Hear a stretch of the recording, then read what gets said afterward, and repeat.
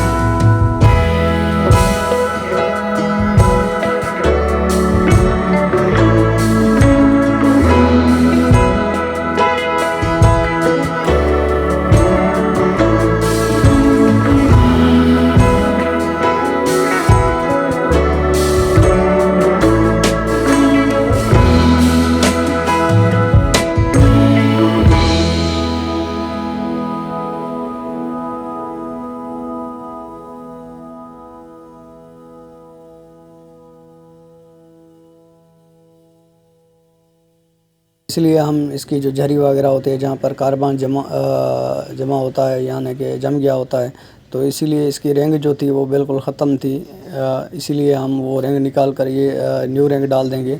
तो new ring डालने से पहले ये पिस्टन को हम अच्छी तरह साफ़ कर रहे हैं। जो कार्बन वगैरह इस झरी के अंदर जमा हो गया था, तो इसको हम जो है साफ़ कर देंगे, ताकि रिंग वगैरह जाम ना हो सिलेंडर के अंदर, स्लिप के अंदर ये रिंग वगैरह पिस्टन जाम ना जाए। तो इसलिए जब पिस्टन जाम जाएगा तो इसकी रिंग वगैरह भी टेढ़ी हो सकती है। तो इसीलिए हम ये पिस्टन साफ़ कर रहे हैं अच्छे तरीके से। साफ़ करने के बाद हम ये फिट करेंगे। उम्मीद करते हैं ये वीडियो आप लास्ट तक देखते रहेंगे, मुझे कमेंट भी करेंगे, मेरी वीडियो को लाइक भी करेंगे, शेयर भी करेंगे, ताकि मेरे हौसला अफजाई होती रहे। उम्मीद करते हैं ये वीडियो आप लास्ट तक देखते रहेंगे।